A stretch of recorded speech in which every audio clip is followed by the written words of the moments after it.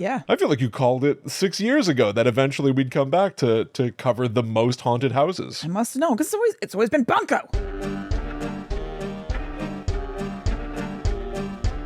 Hello, welcome to Guide to the Unknown. I'm Kristen. And I'm her little brother, William.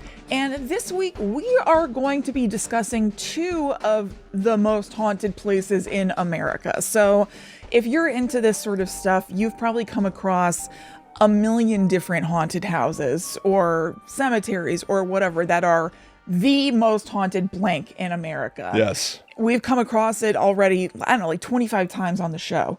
So Will and I have decided to start talking about those, one, for each of us in an episode, and kind of like pitting them against each other and doing almost like unofficial brackets. Yes, there can only be one most haunted place. Right. So today we're going to be talking about, I'll be talking about the Whaley house. Yep, and I'm going to be talking about the Spy House. Oh, that's right. Yes.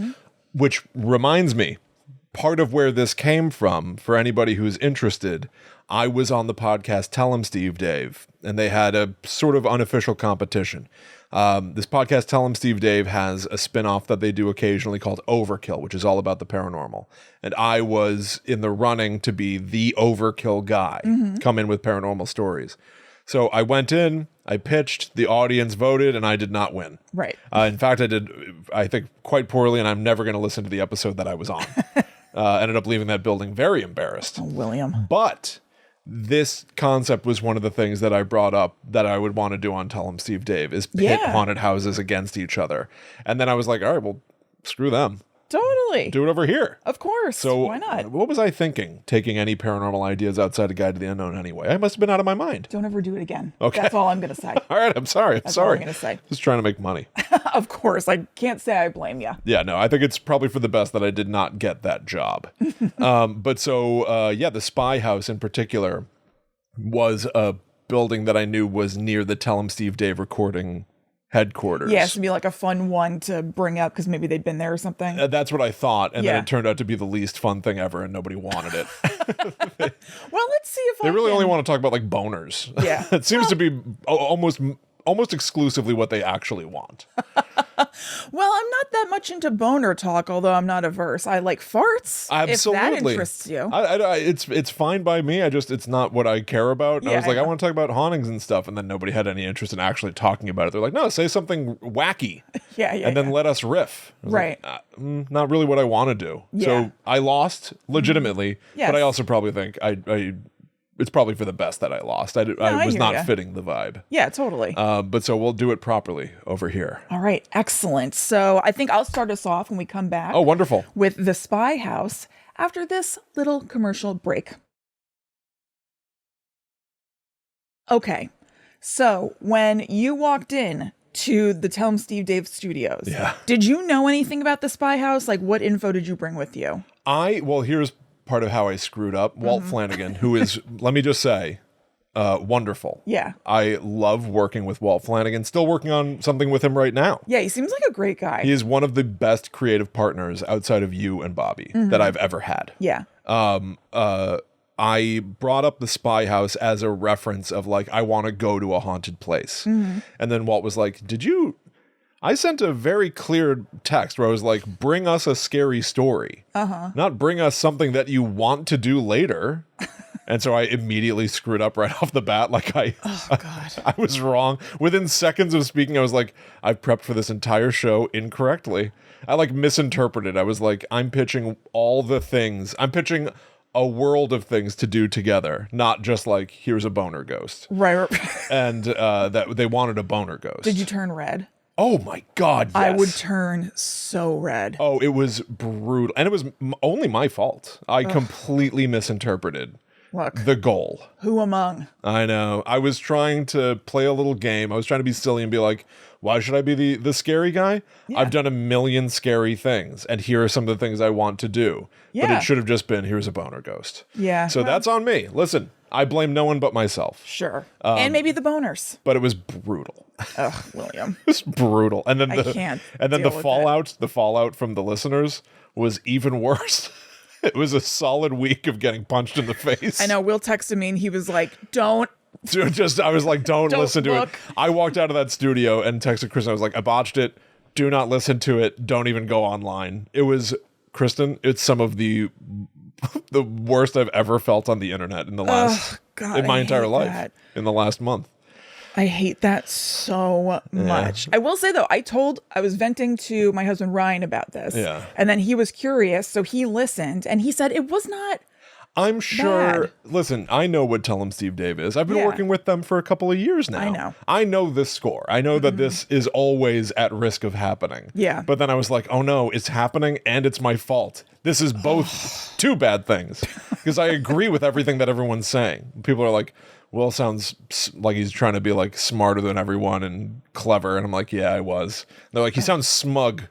And then during the show, I was like, I think I made a mistake, everybody, by coming in all smug. And so, like, I say that, and I don't know if it's in the final cut, but I started apologizing for how I introduced myself, like, halfway through the show. As I was like, why should I? Here's what I've done. Here are some things. What have you done, Tom? He's the other guy that I was up against. Well, it's like jokey competition. That's or what I whatever. thought. And then he started talking about his boner ghost, and the guys loved it. And I was like, oh, right. Shit. Should have done that. Oh, damn it. It seems obvious in retrospect. But whatever. So what I went in with the Spy House was very limited knowledge that it was called the most haunted house in America. Now I'm mad again. And why? That people were being mean online. Oh, Kristen. My hands are starting to sweat. Kristen, I get vengeance. I know. We're not built for this. We're too sensitive.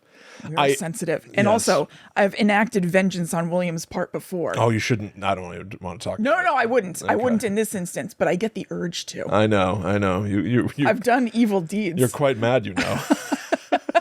I've done things that people out there would not expect that I would do. It's true. On William's behalf, because I get defensive. That is true. But no, I think the right thing to do was just weather the storm. Yes, I know. I had to literally like batten down the hatches and just try to survive. My hands are sweating. It was angry. It was they hate me. They absolutely hate me. Guess what? I hate them.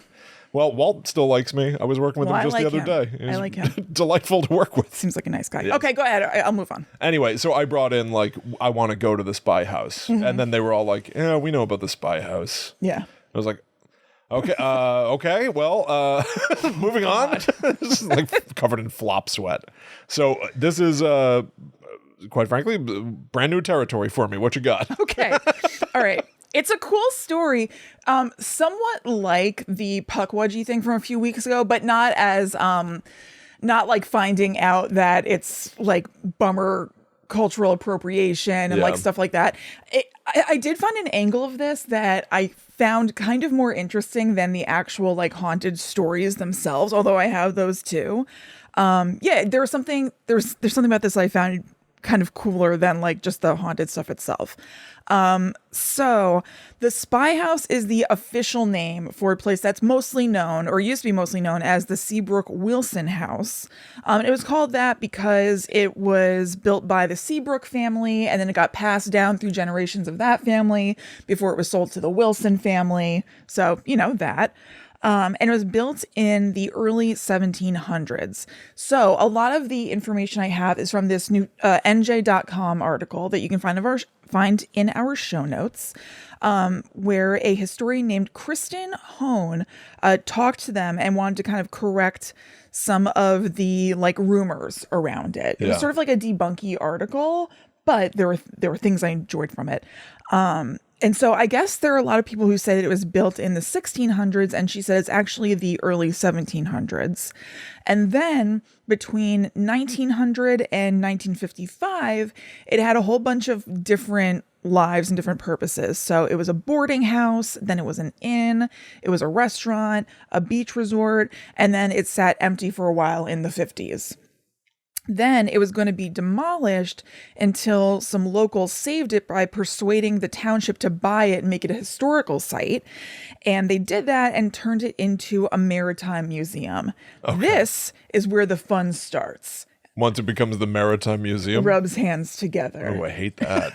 I hate that. Okay. Here comes a character I really like, and I wish that I could find more and more and more about. I found a little bit about, but this was the meat and potatoes for me. Okay. So the museum curator was a woman named Gertrude Needlinger, and she was apparently this colorful older gal who started to tell some unproven stories. Oh, excellent. During tours of the house. And she also brought in a psychic to do ghost tours, and basically just like was whooping it up in this house because she wanted to get people to come to it. And from my understanding, was just making stuff up about this house. That's excellent. Which is so it doesn't awesome. It's not going to help it win the title of America's Most Haunted, but no, it's certainly it does help it win the title of America's Most Haunted. Not actually, but the reason that people came to this place and it's got this big reputation is because Gertrude Niedlinger is telling people that it's haunted here and holding ghost tours and having psychics come in. That's not to say that the people who were leading ghost tours and the psychics and stuff, they're not all in on this sort of like scheme or whatever. But Gertrude, like, she told people that it was buried on, classically, even, back in the day, I guess in the 50s, it's buried on the grave built on an ancient Indian burial ground. Of course. Yeah, everything has to. If anything haunted is built on an ancient Indian burial ground. Yes. That's such a funny thing too. Like the ancient Indian notion, I think, is because of the weird, like, well, they must have been mystical people. Yeah. So therefore, their cemeteries are different from a Christian cemetery or something, quote unquote. Right. Like they're going to have some other something that's going on. It's just funny to be like, it's an ancient Indian burial ground, not just like it was built on a cemetery. No. P.S. What's not built where someone's dead? Absolutely. My long lingering theory that you can't walk 3 feet without there being a dead body somewhere beneath the soles of your feet. That's completely true. And with the amount of people who have died over time, if ghosts are real and if they're around us, this room and your room at home is chock-a-block full of ghosts right now. To the gills. Absolutely. With ghosts. So this NewJersey.com article that I'm using as one of my sources notes that she was part of the Historical Society, but not a trained historian. So is this historian shade? I'm going to say so. And I'm not loving the pearl clutching of this. However, I know that the truth matters and everything, but like, I don't know, I'm loving this gal is what I'm saying. Well, so it seems like she doesn't have perhaps the chops that I guess you're supposed to have in the historian She was technically world. In the group, but didn't have the... Sounds like she was a historian hobbyist, but I guess maybe to be like the museum curator, I guess you're supposed to have some sort of accolade, or maybe that's preferred or something. Sure, yeah. But she did not. Listen, I support anybody who doesn't have the official certification. Oh, I do too. Quite frankly, I understand it. Get yours. But it does sound like, what you have just said is that she made a bunch of shit up. She lied about everything, made up every ghost that's in that building. That's correct. And then people are like, well, yeah, she's not really a historian. And you're taking issue with that? Me take? Oh, with them saying that she's not a historian? Yeah. No, it sounds like she was a total bullshitter. Yes, I'm just saying I don't care, and she sounds awesome. She was an old lady when she started this place. I like the idea that she was an old woman who became this museum curator and was like, oh, this, come with me on this tour. This place is full of ghosts. Yeah. That's delightful. So one of the stories that she told that gave this place its name was about a colonel milking British soldiers for information, and that's why it's called the Spy House. Okay. So to set this up, Hone, that historian, said that Thomas Seabrook was a lieutenant colonel in the Patriot Militia and lived in that house during the Revolutionary War. During most of the war, the British... This is a bunch of stuff I don't understand at all, but it sets it up. During most of the war, the British had control of New York City and Sandy Hook, which is in New Jersey, so they controlled the waterway. And Seabrook's house was like a beacon and a target for the British because it was located on the shore of the Sandy Hook Bay. Now, Niedlinger, Gertrude, the curator of the museum... The liar, who I love, beloved liar Niedlinger, started telling people on tours about the rumors that Thomas Seabrook used his home as a tavern, got British soldiers drunk, and listened for the military secrets they were telling. This was why it was called the Spy House. Gertrude Niedlinger, is responsible for it being called the Spy House. Oh, it didn't even have that name. No. It wasn't called the Spy House and then she came up with an origin story. It was just called the Seabrook whatever house. The Seabrook Wilson house. And then she's like, people used to tell secrets here and there was a whole scheme of getting information. Mm-hmm. So now I'm calling it the Spy House. Yeah, or it became colloquially known as the Spy House. I don't know that she put as fine a point on it as to say, like, I call she it the Spy trademarked it, House. right. Yeah. Now, the historian in the article, Hone, points out that the Spy House story is unsubstantiated and that Thomas Seabrook applied for a tavern license in 1803, but that was 20 years after the war was over. Now, she admits it could have been operating as a small local tavern before that, but there are no records of it being a tavern before 1803. Okay. So it may not be a thing.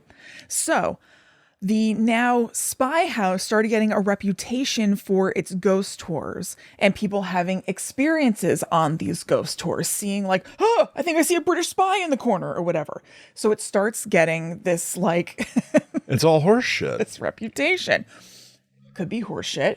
Could be thought forms. Like I know. just kind of the, you know. I was already thinking that. Like, Of course. There's the concept of like a tulpa too, of like, Yes. if enough people believe something, does it then start to exist? Yes. And that is the escape hatch Of course. of any true believer when they're confronted with irrefutable proof of bullshit. But here's the thing, it's not Could it irrefutable. be a tulpa? We cannot prove it is not there, and we cannot prove it is there.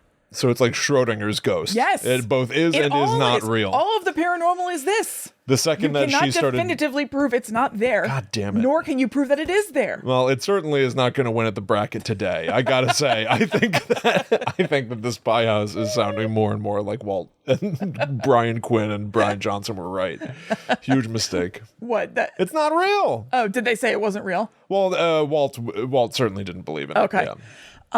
So it gets this reputation, and soon, because it's getting this reputation, paranormal groups are coming through to perform investigations because it's got this rep. Yeah. But then eventually they decide to close it to the public. And Weird New Jersey says that then the paranormal community was suspicious. What are they hiding? Why don't they want people to know about these paranormal happenings? Yeah. And so the reputation grows. Now, This is awful. Kristen Hone from that NJ.com article said that by the 1990s, Needlinger and the Historical Society had a falling out. Believe it Okay. or not. Yeah. Shocking. This is a quote. Basically, they asked her to leave for a variety of reasons, said Hone. Problems such as where certain artifacts came from, no clear record keeping, and the interpretation of the house played a role in her removal. Then I found a little bit more info on this whole thing from the blog of a paranormal investigator named Greg Caggiano. His blog is linked in the show notes, and the whole thing is worth a read. I thought it was great. Is this a quote? Let's say it's a quote. I didn't quote it, but I think it is. Gertrude was eventually done away with in the late 1990s after reports came out of strange goings-on. She would hold candlelight seances with psychics and visitors, and even let children from the neighborhood spend the night in the house as a sort of ghostly challenge, all without any supervision of any kind, and candles allowed to burn brightly. Upon her removal in an unprecedented lawsuit which rocked the museum community, Gertrude sued for the artifacts and items inside the house and won. Whoa. Yeah. Well, wait a minute. If she was able to sue for the artifacts inside the house, doesn't that again lend credence to the notion that she had brought them? They were not real artifacts. Yes, it does. They were artifacts that she made up, brought in, and therefore that's why they belong to her. Correct. That's incredible. Correctamundo. That's why I wish I knew more and more and more about Gertrude Needlinger. She's got to be, you got to figure, I wonder if she's like a dime a dozen as an individual. I wonder. Just in the history of the paranormal. Yeah. Like a storyteller bullshitter who it's fun to believe. Yeah, maybe. Right? Therefore, people do believe. And the more that you say something, the more that people just go like, well, didn't you hear? That place is haunted. And like, she created folklore. Yes. She created word of mouth. She's a folklorist. Yeah. Gertrude Needlinger. A different sort of folklorist, I think. She is. I genuinely think that the proper term for her is a bullshitter. It's like a folklorist would like study folklore. Yeah, I know. Somebody who creates folklore is full of shit. Yeah. In a charming way. Totally. Right? Like, I've got no problem with her whatsoever. In fact, like, I'm sort of, bagging on this story. Yeah. But the fact of the matter is, I like it a lot because I'm pretty sure that this was in the 90s that she was ousted. Yeah. So this is all 1990. relatively modern history. Yeah. 30, 40 years ago. Right. So like, it's pretty rare, I think, to be able to point to an event and be like, this is the origin of the haunting. Right. A person made it up starting here. Yes. Like, I'm not sure exactly when she started. I'm not totally sure. Well, you said she was old when she began. Yes. So I'm going to say 80s. I think so too. Oops. Maybe late 70s, early 80s. Let's just pretend. That's what I think as well, because it said that it was kind of like going through all these different iterations until 1955. Right. Then it was going to be demolished and they saved it. So I think it's reasonable to think that maybe in the like 15 years or something Sure. it took for them to turn it into a museum. Yes. Yeah. So I think that this entire story is like this person, Nerdlinger, whatever, what's her name? Needlinger. What's her name? Gertrude Needlinger. Gertrude Needlinger. Yeah. I think is a symptom of something that's been going on since time began. Or is she the cause? Oh, from No, I don't know. she's the one who created every ghost myth. I would like to think that. There are photos of people who She look seems- suspiciously like Gertrude Needlinger, Yeah, like stretching that back to the 1500s. Like that picture at the end of The Shining. Yes. Gertrude is just always there. Yes, or how people are like, look at these portraits of Keanu Reeves going back to like the Middle Ages. Yeah. Gertrude Needlinger was always there, seeding myths Yeah, exactly. and ghost stories. She seems kick ass. I do like it. Yeah, I love it. So on to some of these actual ghost encounters. Yes, okay. That happened. So what has gone on that makes people say that this is the most haunted place ever? Jane Doherty from South Plainfield. Oh, interesting. Which is where our mom lived for a long time. Now, this article was from 2019, if I remember correctly. Is a psychic medium who conducted ghost tours at the house. And then I wrote, checked her website and it's up for sale. And if she was working with Gertrude, who was already old, well, ... You know what happened to him. Yeah. Ghosts. Anyway, I think she might be a ghost. Anyway, she told the story of Abigail, one of the famous ghosts of the spy house, who was said to be a woman who stared out of the window looking for her husband lost at sea, and who Jane says that many people had experiences with, including her own mother. Wow. Her mother came with Jane for an interview at the house. I don't really know what that means, but whatever. Yeah. And was standing outside, just hanging out, when Jane met back up with her, and she said something weird happened. Quote, I saw this woman standing by the water, Doherty said her mother told her. She described this woman as wearing a long black skirt, a red blouse with a cap on her head, and her hair tied back with a black bow. Fearing for the woman who looked upset, her mother approached the figure who did not move. She then walked back to her car, turned around, and saw the woman dissipate. Doherty told her mother, who doesn't believe in the paranormal, that what she saw was the ghost of Abigail. Okay. Who apparently is somebody who a bunch of people have said that they have seen while at the spy house. And which is kind of like a classic repeating ghost story. The woman whose husband went out to sea and never returned, either because he, was lost at sea or he sailed off to, some different life. Yeah, right. Like Mary Ellis. Like the ghost of Mary Ellis, who my favorite weird thing around us, the grave in the movie theater parking lot. Yeah.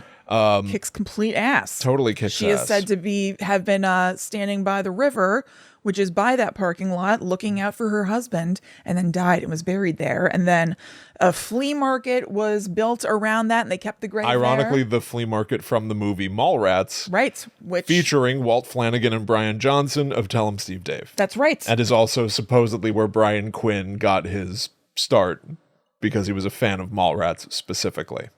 Got to start doing what? He contacted Kevin Smith and said that he went to a comic book shop and a guy yelled at him because he was like, "Why don't you have the Mallrats book?" It was like a companion book or something. Yeah. And Kevin Smith wrote back to Brian Johnson. Good God. Kevin Smith wrote back to Brian Quinn and said, "Give that comic book dork some shit for me." So Brian Quinn did, recorded it, sent it back, and Kevin Smith hired him.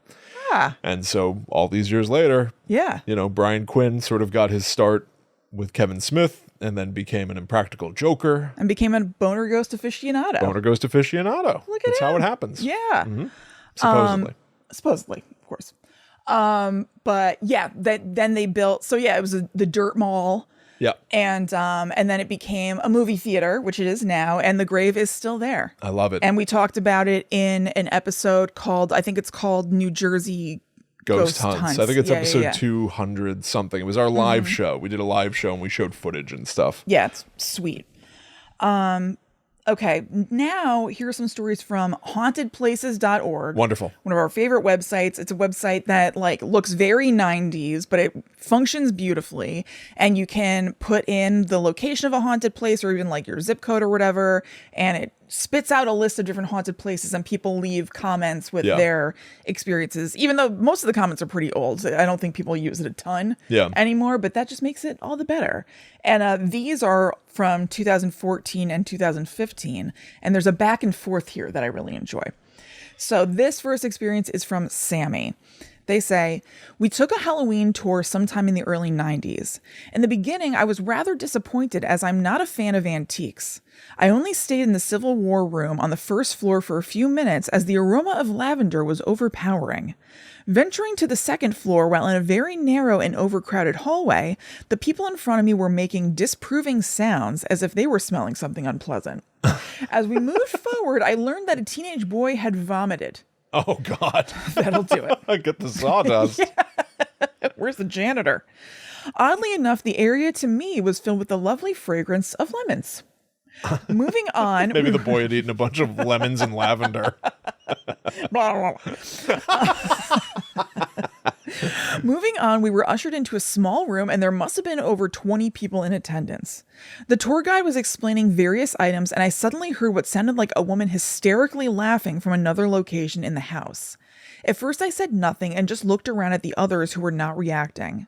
At that point, I interrupted the speaker and said, "What, am I the only person who heard that?" When questioned about my experience, about a half a dozen folks sheepishly admitted that they had heard it too. The guide requested that I speak with her at the close of the tour. When we chatted, I told her that it sounded like a laugh that a woman might make if she is being manhandled and not fully enjoying it. Oh, God. I know. Okay. And trying unsuccessfully not to panic. And I also asked if they put out any fragrances or flowers and was informed that they do not. I told her that I had to leave the Civil War room due to a heavy lavender scent, and that when the boy was sick, all I could detect was the smell of lemons. So I would say yes, the house is haunted. It's a shame that tours are no longer allowed, as I suspect it is the real deal. To me, I just want to be like, can you stop talking to me? I'm like busy. Why are you talking to me about lavender? Lavender and lemons. You had to and leave a barf room because it smelled like lavender. Yeah, we've got like one of those like Febreze things in there. Like, well, no, she said it's not scented. Whatever. And specifically, she said it wasn't scented. But I don't believe that. And then, well, somebody could be wearing something that smelled. That's true too. Lavender. And then a boy vomited, but it smelled like lemons. Why is she walking over to someone and be like, "When the boy vomited, I smelled lemons"? Like, okay, ma'am. All right. You please walk away from me now. No. I'd love it if you'd go over there. I would just love it. Yeah. All right. Now this next one is from Jeff. I took a tour of the spy house when I was about 12. There was a psychic guide that pointed out spirits and instructed us where we could feel cold spots. Mostly the guide gave historical or ostensibly historical background. However, when we entered the oldest section of the structure, the log cabin area, I felt extremely uncomfortable. As the guide was giving his speech, I heard a rustling very close by. But shh, listen to that rustling. Of course. So Conan talking to Mr. T. Yeah. I was standing next to a baby doll in a cradle with a porcelain toddler doll affixed to the crib looking over the baby doll. The toddler doll was wearing a straw hat, and it was my sense that that was the rustling I heard. My eyes were fixed on the doll, and I told the person next to me what I thought I heard. The speech continued, and as I stared at the doll with the straw hat, it moved right before my eyes. Oh. I was very scared. My feeling was that a cheap trick like that didn't seem to fit the vibe of the tour, and the doll appeared to be solid porcelain. Who knows, but if it was a trick, they nailed it because it scared me half to death. Now, Sammy, they of the lavender and lemon, chimes back in. Okay. Nothing really crazy. Sounds to me like you experienced the real deal. When we were there, I didn't think for a minute that you could hire a teenage boy to vomit in front of a crowd of strangers. What? Also, I doubt when I heard a phantom woman laugh, you could employ over a dozen actors to say they didn't notice anything. Plus, I was with a childhood friend who didn't experience anything, and she has no reason to lie to me. Wait a minute. Wait, Can you read the part about them hiring a child actor to vomit in front of people? Certainly. All right. So again, this person experienced a rustling of a hat. All of this, and let's not forget that all of this is the backdrop to all these comments and people being like, here's what I experienced. Were the lies of Gertrude Niedlinger. The lies of a person who's not a real historian. Okay, all right, I'm sorry. Okay. So, just to set the scene again, the first person says they heard a rustling of a straw hat of a doll, and they said it seemed like it could be some sort of parlor trick, but it wasn't the vibe of the tour, so I know the deal.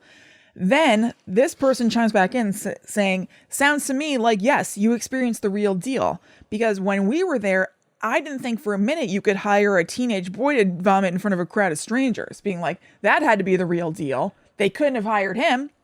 Also, I doubt when I heard a phantom woman laugh, you could employ half a dozen actors to say they didn't notice anything. Plus, I was with a childhood friend who didn't experience anything, and she has no reason to lie to me. It's so complicated. It is complicated. I think they're so just saying, I too experienced things, and I too think that they weren't parlor tricks. But are they under the impression that literally anything that happens in the house has something to do with the paranormal?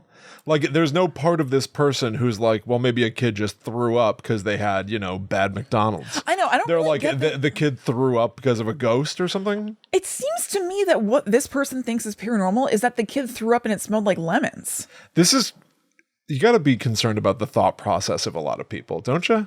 Yeah, certainly Sammy's logic to me is not something I can wrap my head around.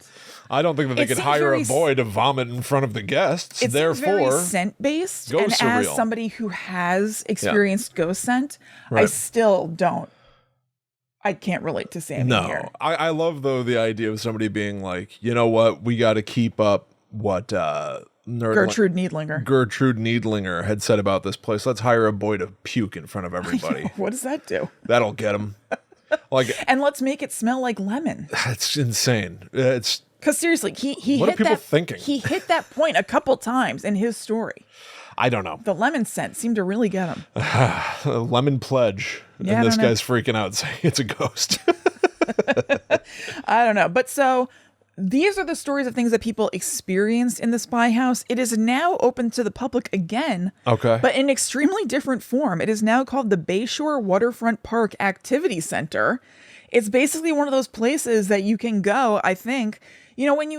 When there's almost like a rest stop or something, and it has information about like things you can do in the area. It's like that kind of thing. So they just completely, they've gutted it and started over. Yes. They're like, Gertrude Niedlinger's lies have taken us to our breaking point. Yeah, it seems like it's still a historical site. So they're still using the building and stuff.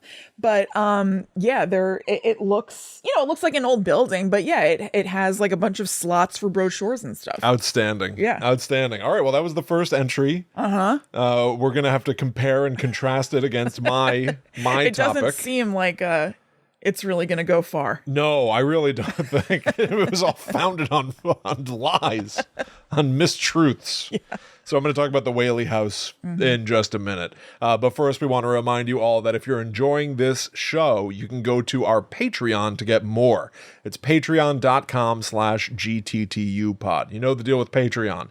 There are a bunch of different tiers starting at our zombie tier. For just $1, you support us and you get access to our Discord.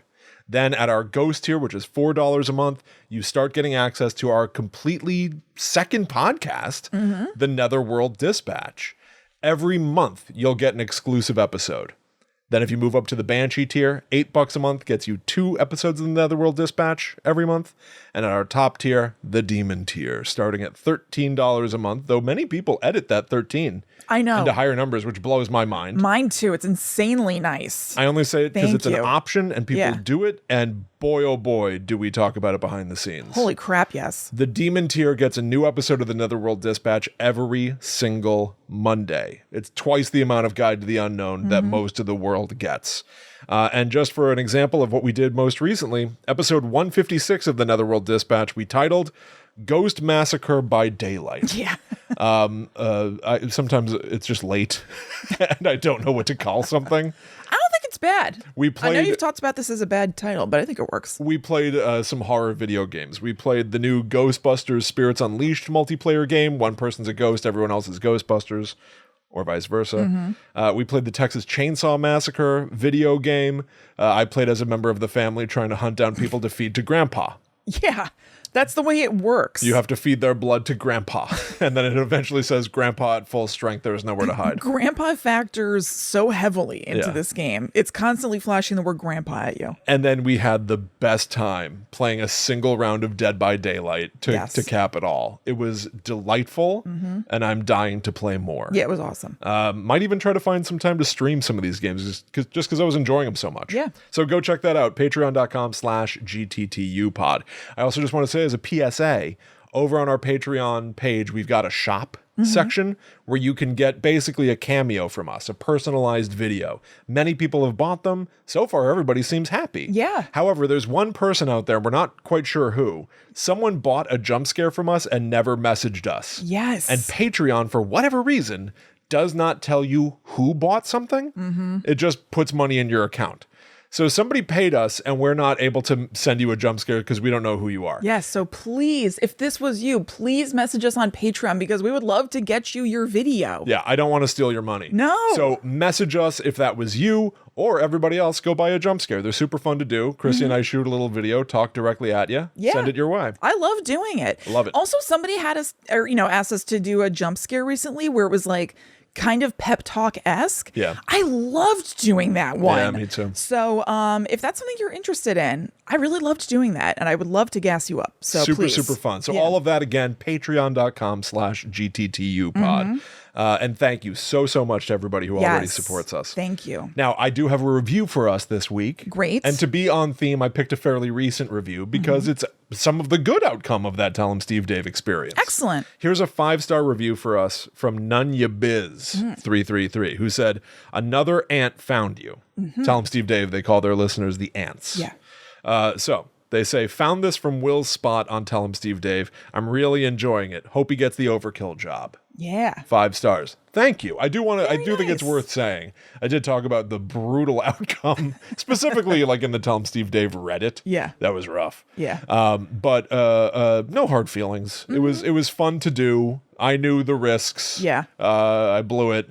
But I will also say that from doing that show, of course, there were plenty of people that also seemed to enjoy it. And some of the people made the leap over here. So shout out Awesome. to the Tell 'em Steve Dave ants. Yeah. I am among you, and I appreciate you. Yeah. That's awesome. Yeah. All right. So more Guide to the Unknown after this commercial break. Okay. My entry into the bracket this week on America's Most Haunted. Yes. I'm not the first person to come up with that, by the way. I'm sure not. But we're going to be talking about the Whaley house, Raj. Yes. So you pointed this out. I didn't want you to know, but you figured it out. Kristen was Well, it's my topic, so I remembered. yeah, Kristen was poking around where she didn't belong. I think I left something up on the screen that Yeah. revealed my topic. If you've heard of the Whaley house before, particularly from us, it's because we've technically talked about this place Yes. way back in episode 36, 6 years ago. No. We did an episode called Walt Disney's Frozen Head and Regis Philbin at the Whaley House. Yeah. Periodically, we like to do celebrity ghost stories. There's literally a show called Celebrity Ghost Stories, Yeah, it's one of the best shows ever. where celebrities sit down and talk about times that they themselves saw a ghost. So early on in Guide to the Unknown's history, Kristen had watched Regis Philbin talk about his experience at the Whaley House. I'm not going to be recovering what Regis saw. I'll just put it this way. He also botched something. I think that he ruined a shot at documenting paranormal activity. What do you mean? He shined a flashlight at a ghost and it disappeared. I don't remember. And then everyone was like, Regis, Reach. Reg. I wonder what Gelman thought. Oh, if only we could find out, to be a fly on the wall. Right? However, I listened back to that episode just to make sure I didn't cover the same stuff. I'm going to talk about like the Whaley house itself, the history, and why people say it's haunted. You talked about Regis's specific experience. Of course. But you did say this. I liked this. This is a quote from you. Okay. From that episode. You said that the Whaley house is called the most haunted house in America. And you went on to say, there are a bunch of most haunted houses in America. Yeah. I feel like you called it 6 years ago that eventually we'd come back to cover the most haunted houses. I must know, because it's always been Bunko. I know. You also brought up a place called Sweetwater Mansion, which I'm making sure we add to a list. Does that ring a bell to you now? No, I'll write it down, though. At the time, you were like, you've never heard of this? Really? It's funny that 6 years ago, it's not even in your head. Not at all. Those brain cells are gone. I know. Gone, baby. Fried. So let's talk about the origin of the Whaley house. I'm going to take you way back in time. Think about like Way back. The Old West, basically. In 1856, Thomas Whaley started building a house in San Diego, California, proclaiming, quote, "My new house, when completed, will be the handsomest, most comfortable, and convenient place in town or within 150 miles of here." I love that. I do too. It's going to be the handsomest and most comfortable house ever. And everyone's like, I wish you'd make my house comfortable. What to say? Like, why announce that to everybody? It's just going to be your house. It's like a pain in the ass. Yeah. When I build my house, it'll be better than all of yours. Yeah, well, good for you. Way to go, Thomas Whaley. Now, unfortunately for Thomas Whaley, the exact spot he chose to build his house was where just a few years earlier, a fella named Yankee Jim had been publicly hanged. Uh-oh. It turns out that this Yankee Jim fella, he stole a boat. That's a hangable offense at the time. Steal a boat, Yeah. end up hanged. 1850s. Yeah. Now, here's the thing. That's what Wikipedia says, and I watched a bunch of different clips of shows that have covered the Whaley house. So I watched BuzzFeed Unsolved, and they're like, the Yankee Jim stole a boat, got hanged. And they're like, I dream of Yankee Jim somewhere in heaven driving a speedboat. Yeah. Well, I dug a little bit deeper, and it seems like, I mean, some of it's rumored, Sure. so who knows? But if the rumors are true, I don't know. Maybe What? he deserved to be hanged. Oh, uh-oh. Listen to this. So yeah, Wikipedia overlooked this fact. A lot of these ghost shows overlooked this fact. He was not, well, okay. The California Digital Newspaper Collection. I literally read newspapers from the 1850s. The Los Angeles Herald reported this about Yankee Jim Robinson. It was said that he had loafed around there. Uh-oh. Hanged for loafing. Yeah. Who's been leaving these loafs? Who loafed? Yankee Jim, did you loaf in my backyard? So he had been loafing around various mining camps. This is during the gold rush. Okay. People went out to pan for gold and had pounced upon miners in an out-of-the-way place, Oh. murdered them, and robbed them of their gold and trinkets. Oh, okay, so he was hanged, and just also he has stolen a boat. Yeah, he was eventually caught for stealing a boat Yeah. and tried for grand larceny and found guilty. Okay. But part of me wonders if it wasn't a who's the guy that they got on tax evasion? I was just trying to think of that. I don't know, like a mobster guy. Al Capone? Maybe. Was that him? Whatever. Yeah. Like some famous mobster. It's like he committed a gajillion crimes. Right. They got him for tax evasion and used that as the thing to lock get him him in up. jail, yeah. So just to get him off the streets. I wonder if Yankee Jim, they were like, you keep murdering people, but we can't prove it. Yeah. However, we like, saw you take that boat. Yeah. So we're gonna that we got you on. hang you from the neck. Right. So maybe, yeah. For some reason, now this I thought was strange. Again, 1850s logic. Yeah. The jury of his peers who determined whether or not he was guilty. Yeah. Two of the people on the jury were the guy he stole the boat from. Oh. That doesn't seem. I guess they didn't have that like ruling out people thing they do now. I guess not. It didn't seem terribly fair. No. Wait a minute. Two of the guys that I stole the boat from are going to decide if I'm guilty of stealing their boat? Yeah. And my life is on the line? Yeah. Maybe there were literally only 12 people in San Diego at this point. Maybe. So, in 1852, he's sentenced to death. The judge says the following: "You will be taken to the place of execution, and there hung by the neck until you are dead." Yeah, I feel like they always say that kind of thing. Hardcore 1850s Yeah. language. So here's how they did it. They put old Yankee Jim in the back of a carriage pulled by mules. And they drive him beneath where the noose is hanging. The carriage just pulls up underneath the noose. Yeah. They put the noose around his neck, and then the driver goes, "Yah!" Whips the mules, and the mules pull away. So it says here in the newspaper, Yankee Jim kept his feet in the wagon as long as possible, but was finally pulled off. He swung back and forth like a pendulum until he strangled to death. You think of like somebody being I'm hanged. picturing this right. So you think of somebody being hanged where it's like you climb the 13 I got steps it to the now. Okay. gallows, right? Yeah. And then they have that trap door and you fall down and swing. They pulled up with a mule-drawn carriage. Yeah. He was tied in the noose while sitting on the carriage, and then the carriage pulled away. But so because it pulled Seems like away, you'd be so low. I don't know. Well, I guess they tied the noose higher, maybe standing on the thing. Right. And then they drive the carriage away. And so because of that, he tried to keep his feet on the carriage, obviously. Yeah. Which meant that he started to dangle and swing back and forth while strangling to death. He literally looked like the pendulum of a grandfather clock. Yeah. Or like a metronome. Just tick, tick, tick. Boy. Until he died. They're brutal. And so now you've got Thomas Whaley, just a few years later, who supposedly was present for that execution. Yeah, people love that. Yeah. They wanted to see it. He buys that plot of land to build his most comfortable, most convenient house. Now, it's very hard to parse out the order of events. We've got Yankee Jim. He's already dead on the spot, but there are going to be other deaths that happen in this place once the Whaley house is built. Here are some of the general hauntings that get reported in the Whaley house. There are mists that appear from nowhere. Very classic ghosty stuff I've got. So yeah, mists that appear from like nowhere. Lights will turn on and off by themselves. I believe that's a more modern thing. Obviously, then it would have been candles and stuff. But evidently, crystals in the parlor room's lamp. I don't really understand. I can't really picture this, but I guess inside the lamp there are crystals. Maybe they're hanging from the lampshade, that kind of thing.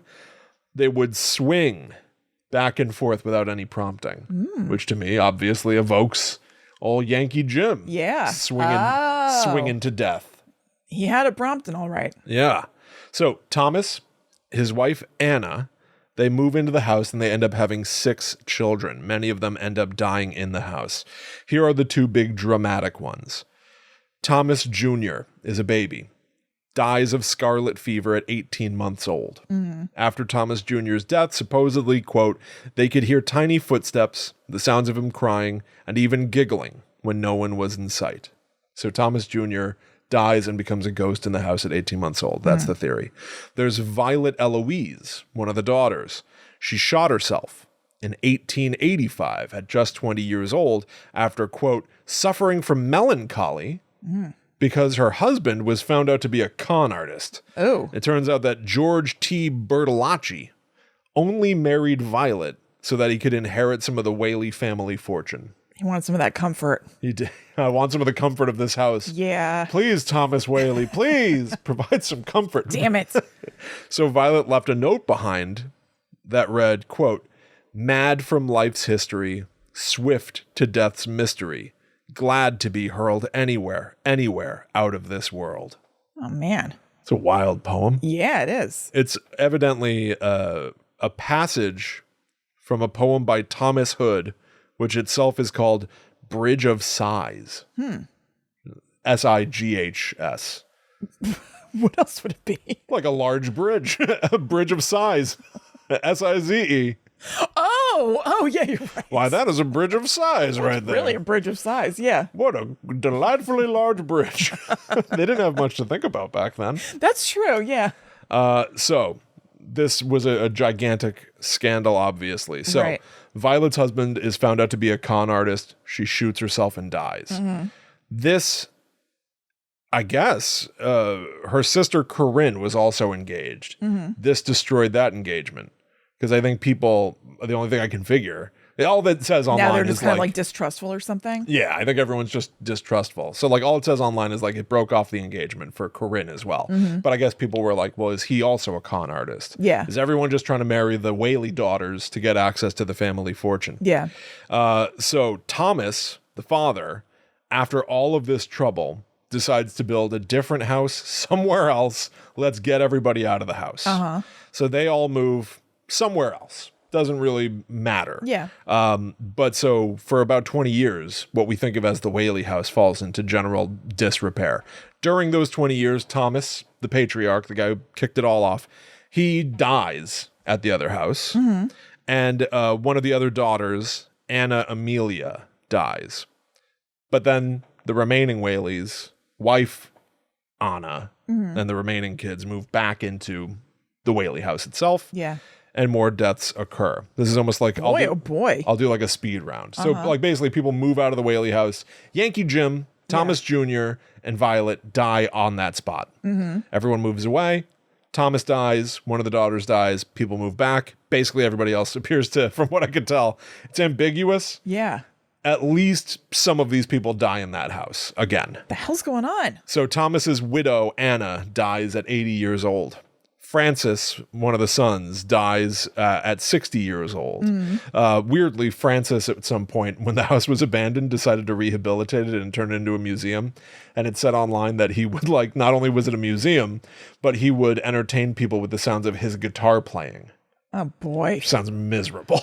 That sounds horrible. Just making hardcore eye contact with Francis while he's entertain? Are we sure? playing the guitar. They don't say, like, he had a band or, they don't say that he played music. They just say like he entertained with his guitar playing. Oh God! Which sounds like he didn't know what he was doing. Thrust it upon them. Exactly. Yeah. It's like, this is Wonderwall. Have you guys heard of Dave Matthews yet? Your kids are gonna love it. Yeah. Your great grandkids. Wow. So for Anna to live to 80 for those times, I know. Like she was like 130. Yes, I know. It's insane to live to 80. Yeah. She made it to the 1900s. Damn. George. Go, Anna. Go, Anna. It's your death day. Yeah. George makes it to 68 years old and dies in the 20s. Corinne ends up being whose engagement had been broken off. She becomes the last Whaley to survive and the last Whaley to die in that house in 1953. Wow. At almost 90 years old. Did she never get married? I'm not sure. You know how they say, like, there's some like old ladies who are like 110. It's like, and they're like, it's because I never got married. I never bothered with men, so I didn't have the stress, and so I've lived forever. Yeah, exactly. Yeah. I have no idea, unfortunately. But so with that, rest in peace to the Whaley family. The Whaley family is gone. All told, here are the deaths on that plot of land in that house. There's Thomas Jr. and Violet confirmed. And then I have a mix of information from various sources that say that Anna, the widow, Francis, George, and Corinne all die on that land. That is 6 deaths plus Yankee Jim. Yeah. Who was hanged on that spot from mule cart. Mule death. A classic mule cart hanging, as they call it. It's a packed house. But so obviously the stories only really kick off further from there. The Whaley house itself is like a very historic place. At times it was also bizarrely the town's courthouse. Oh, okay. Thomas Whaley would like rent out the upstairs to be the town's courthouse. And then it was also the first theater in town. It's a very, very, very famous historical place. Yeah. Such luminaries as Zach Bagans have been there. Obviously Regis Philbin. Of course. I mentioned BuzzFeed Unsolved, which anytime I've looked at it, I really, really like it. Same. It gives me Guide to the Unknown-ish, like just having fun with the paranormal kind of vibes. Yeah. So Ryan and Shane go to various haunted locations, and I don't remember who's who of Ryan and Shane. One of them's a believer, one of them is a skeptic. I don't intend to throw shade. I just don't know. I don't either. At some point in the middle of the night, they're sitting in, now that it's a museum. I think Ryan's the skeptic. Okay. I think. Whatever, it doesn't matter. I don't know. Yeah. So they've got part of the house made up to still look like a courthouse. As today it's a museum. They have the courthouse thing set up. They're in there in the middle of the night, and the skeptic is sitting there with a flashlight, and his flashlight stops working. And he's like, definitely got to be a ghost. But I'll say this. I'm a skeptic too. This would be spooky to be in a dark room. Of all the places for your flashlight to all abruptly stop working, being in a haunted house in the middle of the night. Yeah. Like I seldom am using a flashlight and it just stops working out of nowhere. Yes, it's true. You know what I mean? Yeah. So, and then the believer starts talking about how he's getting like a chill up his spine and he's getting lightheaded and stuff. But it's all very playful. But I actually feel like if you enjoy watching paranormal shows, I always end up walking away being like, well, Zach Bagans is full of shit. Yeah. He's a Gertrude Needlinger, if ever there was one. Yes. I ended up walking away from BuzzFeed Unsolved like, that's interesting. I even feel like the skeptic was kind of like, I experienced something at least inconvenient. Yeah. And He experienced an inconvenient truth. he experienced an inconvenient truth. Yeah. No, I like that show. I don't watch it regularly, but I do like it whenever I watch it. I know. I've greatly Recommend. enjoyed it. I think is BuzzFeed dead? Something like that. Well, BuzzFeed News is dead. They have their own network now, I know. Okay. They're on Watcher. Ryan and Shane? Yeah. Okay. So now it's just called like, I don't know, Unsolved or whatever. But I think BuzzFeed Unsolved still exists. Okay. Oh, yeah. No, they have their own thing now. It's basically the same format. I think it's called like the Ghost Files or something. Good for them. Yeah, Good. yeah. It's like the Taylor's version. Yeah, totally. Yeah, You know? yeah, Right? totally. And then another group that I think gets forgotten in the grand history of the Whaley House, but deserves to be listed among all the paranormal investigators, is Mega 64. Ah. So Mega 64 is a group that primarily are like video game centric comedy group. Yeah. So they do sketches where it's like Mario out in, the big famous thing for them was like they dressed up like a Tetris block, like walked around crouching next to mailboxes and stuff. It was like very goofy, very fun. Yeah. Really early on, they did a Luigi's Mansion in public sketch where one of the guys, Derek Acosta, dresses like Luigi. And in the video game Luigi's Mansion, Luigi uses a vacuum to vacuum up ghosts. So he ends up going to the Whaley house with a dustbuster. He's just vacuuming all over the place. And then at some point, a guy who works at the Whaley house goes, "What are you doing there?" Like, gets in his face a little bit. And he's like, "Now, what is that thing you're holding?" So it's a little handheld dustbuster. And goes, "What does it do? It's a vacuum? You're trying to vacuum up the ghosts?" And he also says, "Please don't scare our ghosts away." And he ends up kicking Derek out.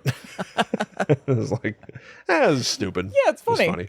But I'll conclude with this, because just like you, I also turned to our favorite website, hauntedplaces.org, where there was, similarly, a slight back and forth with some people in the comments. Love that. So here are just some firsthand experiences of people who supposedly have gone to the Whaley house and either seen something or distinctly not seen anything. Here's what Alex said in 2014. "Upon visiting the Whaley house for the first time, I was incredibly disappointed. I was disappointed by the fact that the vast majority of ghost pictures that people have taken there could be easily debunked right away. So I checked. The Whaley house has their own website. And you can, buy tickets to go on a daytime tour or a nighttime tour. They do their own ghost investigations and stuff. And they have a page for pictures where people have tagged them and been like, "Here's a ghost I saw." Yeah. And a lot of them are just like blurry mists and shapes and orbs, that kind of thing. So here's Alex not enjoying that. "I had seen so many pictures of misty figures and strange translucent apparitions in the rooms of the house. The first thing you notice when you head upstairs is that the entrance to every room is blocked off by a 7-foot tall piece of plexiglass. Right away, I could tell that so many of these amazing pictures I had seen were simply reflections from the glass." So what he's saying is if you actually go to the Whaley house, you can't go into any of those rooms. So you just have to take a picture through the glass. And once you're taking a picture through the glass... Right, so like an orb or whatever is just a reflection. It's the reflection of your flash, of a light behind you, of anything. And it's the Pepper's ghost thing from Disney. It makes it might make that little reflection or that little bit of light look like it's in the room. Right. But it's on the glass in front of the room. Yeah. Which that's annoying. Yeah, that is annoying. I think Alex is right. But he does say, "The house is gorgeous and creepy. So many people have had amazing experiences there, but I will have trouble being convinced by any photos taken from behind that glass." So understandable. Here's another reaction to the Whaley house from Robert. "I have been here numerous times, and I can say and feel that there is nothing haunted about this place. And yes, so much plexiglass and the sun reflecting off the glass decorations in the courthouse is a bit annoying." Here's why I copied this down. As he says this. "As a point of reference, I started G hunting years ago." Ooh. After seeing an apparition. Does he write G-hunting? Yeah. Yeah. G hunting. Capital G, period hunting. Okay. I started G hunting. Nice. Yeah. He's a professional. Does that make it sound cooler or lamer? Lamer. I'm a G hunter. Yeah. It's like almost like you don't want people to know that what you're hunting what G's is ghosts. are. Yeah. You don't want them to know what G's are. Yeah. Like, you're a hunter? A G hunter? Oh, cool. Okay. Me too. You know what they should do? Just assume, yeah. Forget G period hunting. Forget G-hunting. Yeah. Just mash it all together. Gunting. Gunting. I'm a gunter. I'm going out gunting this weekend. Do you want to come? No? Why not?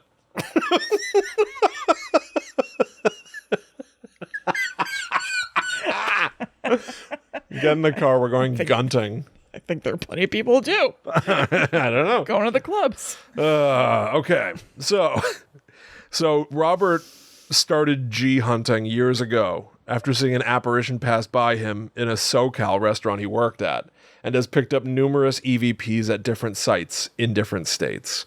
So his point of reference is like, it's not just plexiglass. He's like, I've got the contrast of having done this before and then going to the Whaley house and being like, I don't see or feel anything here, and I would know. I'm a gunter. I'm a gunter. So here's the response that we sort of get. It's not as much shade as you would hope. Yeah. But here's at least an opposing viewpoint that I'll leave this all on from Susan. Sure. Who comments a year later. Robert's long gone. Right. He might be a G himself at this point. Who knows? That's true. Anything can happen. Susan has this perspective. This location is definitely haunted. There have been recorded sightings of apparitions, and I have personally experienced being touched, smelling perfume, hearing footsteps, and the organ upstairs playing. Lights flashing violently, and lots of orbs in still photos. Video recordings are not allowed, nor audio. The staff closely monitors your actions while in the house for its protection, and a fee is charged for admittance. I have been investigating the paranormal. That should be like, I'm a PI, a paranormal investigator. Yeah, you're right. Right? Yeah, totally. And then that sounds better too. Definitely. I'm a PI. A private investigator? A PI. Yeah. Right? That's like on Curb Your Enthusiasm this season when Vince Vaughn is dating somebody who works at Disney. Yes. But it turns out they work at the Disney store. That's right. That's right. Yes. Ambiguity. Yeah.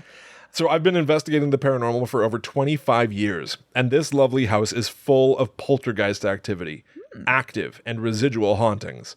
The nighttime tour is the best chance you'll have for any activity or experience.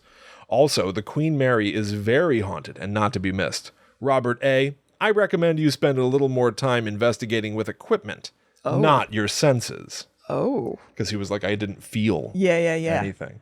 But then that just... I don't know. I think the senses might be the best equipment. I totally agree. It gets back into the age-old debate of like, who decided that this camera picks up ghosts? Totally. And that it's a fact? Because we still aren't... Yeah. The jury, at best, the jury is out. Yes. On whether or not ghosts even exist. Yeah. I mean... Totally. They might just not. Certainly. We don't have any confirmed sightings. No, we don't. All right, so we've come to the conclusion. Right. So what do you make of this? Whaley House versus the Spy House. Well, I have to say, with there being evidence that Gertrude Niedlinger seemed to have made up stories. Yeah. If not totally, it seems like at the very least she embellished the story about this house is haunted. This house is super haunted. It's the most haunted house I've ever seen. Embellished the story about Thomas Seabrook getting spies from British people. It seems all but confirmed that she stalked the house with her own things and called them artifacts. Yeah, can I have my artifacts back? I'm suing to get my artifacts back. While I think it's completely awesome, I think that I'm going to give this one to Whaley House. I think Whaley House takes it. Yeah. There was also, for the Whaley House, at least they have confirmed stuff on the spot. You know what I mean? Yeah, at least it's like Yankee Dave or whatever his name was. Yankee Doodle. Yankee Doodle. He was hanged there. Right. That alone is like a nudge. That's a confirmed death is closer to a ghost than telling a story. In that Ghost Hunters blog or Paranormal Investigators blog that I referenced, that'll be in the show notes, he said that Gertrude Niedlinger said that it was that the building was built on the grave of an Indian chief or something who did indeed exist, but that we don't know if he's buried there or whatever. So it's not confirmed. Yeah. A lot not confirmed at the Spy House. Right. And at least some stuff confirmed at the Whaley House. I mean, the haunting itself is debatable. It can't be confirmed, but And especially, I mean, they now make their bread and butter on this place being haunted. Yeah. They want you to believe this place is haunted. But so, and also, something else that I like, that it's just sort of how this, fell together. Yeah. You've got the Spy House on the East Coast. Oh, yeah. And you got the Whaley House on the West Coast. That's true. And both of them seem to have a vested interest in promoting themselves as the most haunted place in America. You got a classic East Coast, West Coast beef. Yes, that's true. Right? I mean, beef. much as it pains me. Yep. As an East Coaster, as are you, I got to give it to the West Coast. I know, I got to give it to the West Coast. Tupac. This one's for you. Yeah. Yeah, okay. All right. The Whaley House takes it in this round, but I do think that it would be fun to do this. I like this. Me too. And I'm fun. sure there are more places that claim to be the most haunted place in America. A ton. Feel free, if you out there know of any in particular, you can leave them in the comments on YouTube or email them to gttupod@gmail.com. Yep. We would greatly appreciate that. And this is like our sports. Yes. Like, I don't do fantasy football or the NBA brackets. No. We'll do it with haunted houses. Yeah, absolutely. Yeah, this is cool. We ourselves will decide which place is the most haunted. Yes. So somehow the Whaley House is moving up, and then we'll have 2 other competitors come in, and at some point we'll pit the Whaley House against somebody else. Yeah. Yeah. I think this is beautiful. So yeah, let us know if you have a fave out there that you can throw into the ring. Please. And we will be back soon with more scary stuff. In the meantime, as Will said, please go check out patreon.com/gttupod if you would like to help support us in this endeavor and get more shows, because we have a ton of extra stuff out there.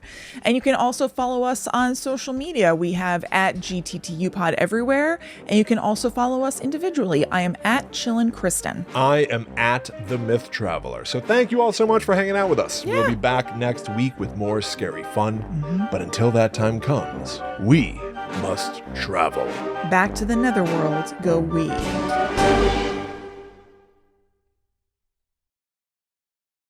Boing. Drink. Tell him, Steve Dave. Yeah. Right? Go ahead and do it. Why don't you go ahead and tell him, Steve? Tom Stone. Tell me, Steve.